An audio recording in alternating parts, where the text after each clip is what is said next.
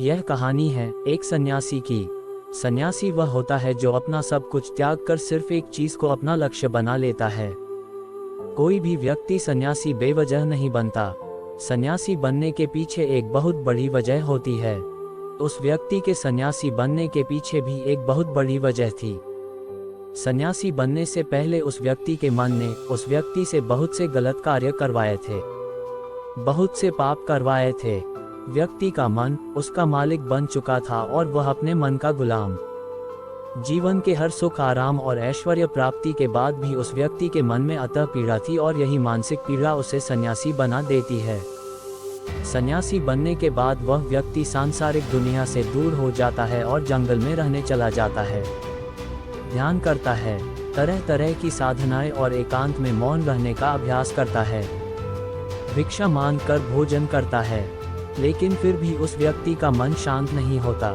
वह अंदर से बेचैन और परेशान ही रहता है। यहाँ एक बात समझने वाली है कि ध्यान या किसी भी साधना का जो शुरुआती बिंदु है उसकी शुरुआत तभी की जा सकती है जब हमारा मन शांत हो, जब हमारा मन हमारी सुनता हो। लेकिन उस सन्यासी का मन ना तो शांत था और ना ही उसकी सुन रहा था। उस सन्यासी के मन में यह बात गहराई से बैठती जा रही थी कि मन को वश में करना, मन पर काबू पाना असंभव है। लेकिन फिर एक दिन उस सन्यासी को एक व्यक्ति मिलता है जो ना तो कोई साधु सन्यासी था और ना ही कोई बुद्धिमान व्यक्ति। वह तो एक चरवाहा था जो जंगल में अपने भेड़ों को चराता रहता था। वह चरवाहा उस सन्यासी के पास आकर उससे पूछता है, क्या मैं तुम्हारी कुछ मदद कर सकता हूँ? तुम बहुत परेशान लग रहे हो। मैं तुम्हें पिछले कई दिनों से देख रहा हूँ, तुम बहुत बेचैन रहते हो। अगर तुम चाहो तो मैं तुम्हारी सहायता कर सकता हूँ। चरवाहे की बात सुन सन्यासी कहता है, भला तुम क्या मेरी मदद कर सकते हो? तुम तो एक संसारी हो जो अपनी मोह माया में लिप्त रहता है। यह सुन वह चरवाहा सन्यासी से कहता है, मैं मन को वश में करना जानता हूँ।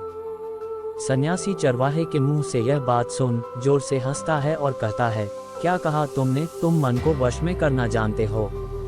मैंने अपना सब कुछ त्याग दिया और जंगल में जाकर रहने लगा। तब भी मैं अपने इस मन का गुलाम हूँ और तुम कह रहे हो कि तुम इस मन को वश में कर सकते हो।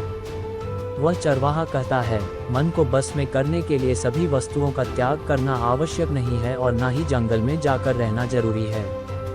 बस एक चीज को छोड़ना सबसे जरूरी है। वह सन्यासी उस चरवाहे से पूछता है, और वह एक चीज क्या है? यह सुनकर वह सन्यासी से कहता है, वह एक चीज है गलत जानकारी। आज तक हमारे भीतर जो भी जानकारी गई है उसी जानकारी ने हमारे मन का निर्माण किया है। सन्यासी उस चरवाहे से पूछता है, परंतु वह कैसे? वह चरवाहा सन्यासी को समझाते हुए कहता है, मान लो तुमने आज तक अपने जीवन में सेब का फल नहीं खाया, तुम्हें सेब के स्वाद के बारे में कुछ भी पता नहीं, तो क्या तुम्हारा मन कभी सेब खाने को कर सकता है? नहीं ना। इसीलिए हमारे मन का निर्माण जानकारी से होता है।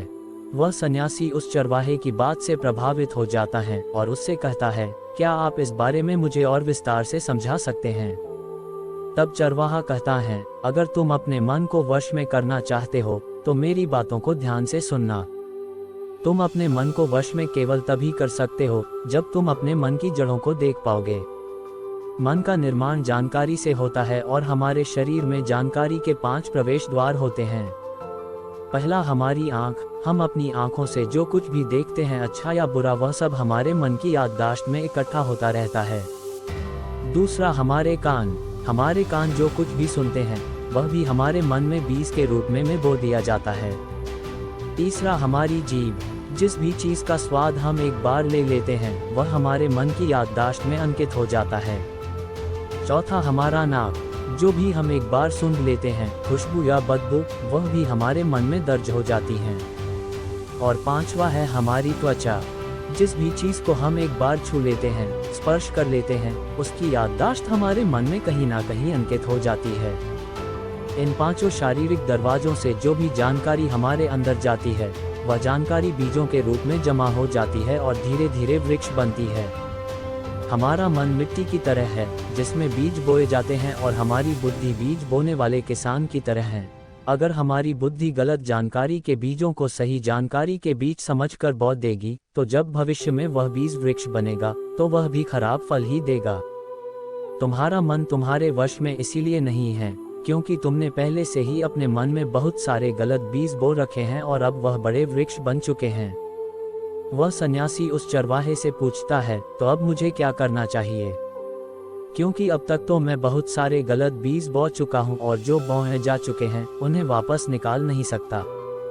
वह चरवाहा उस सन्यासी से कहता है, अब तक तुम अनजाने में गलत बीज बो रहे थे, लेकिन अब जानबूझकर सही बीज बोना आरंभ कर दो। भीतर अगर हजारों बीज गलत है तो क्या हुआ? अब से लाखों सही बीज बोने के लिए तैयार हो जाओ।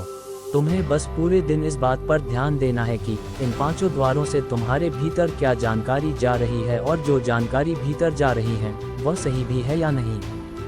वह सन्यासी पूछता है, यह कब तक करना होगा?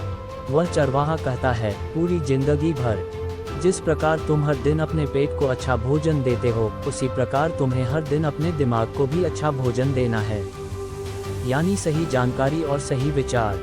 जीवन में हर दिन हर पल तुम्हें सिर्फ 2 विकल्प मिलेंगे, इसमें से एक विकल्प तुम्हारे लिए सही होगा और दूसरा गलत। लेकिन तुम्हें हर बार सही विकल्प का ही चुनाव करना है। हमेशा याद रखना, सही विकल्प का चुनाव करते समय तुम्हारे भीतर पीड़ा पैदा हो सकती है, लेकिन वह पीड़ा तुम्हारे अंदर सिर्फ थोड़ी देर ही रहेगी। इसलिए चाहे तुम्हारे भीतर कितनी ही पीड़ा हो, तुम्हें हर बार सही का ही विकल्प चुनना है। जितनी बार तुम सही चुनोगे उतनी बार तुम अपने अंदर एक सही बीज बोगे, और जिस दिन तुम्हारे अंदर के सही बीजों की संख्या गलत बीजों की संख्या से अधिक हो जाएगी, उस दिन तुम्हारा मन तुम्हारे बस में हो जाएगा। लेकिन उस दिन के लिए आज से, अभी से अपना प्रयास जारी रखना। चरवाहे की बात को सन्यासी समझ जाता है और अभ्यास में लग जाता है।